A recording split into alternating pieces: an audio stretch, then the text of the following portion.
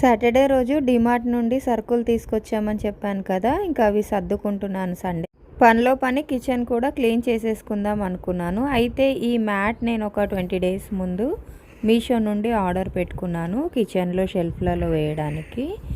మా ఇల్లు కొంచెం రోడ్కి దగ్గరగా ఉంటుంది, సో డస్ట్ చాలా వస్తుంది. కిచెన్ క్లీన్ చేసిన ప్రతిసారి న్యూస్ పేపర్స్ కోసం వెతుక్కోవడం కష్టం అవుతుందని ఈ ఐడియా చేశానన్నమాట.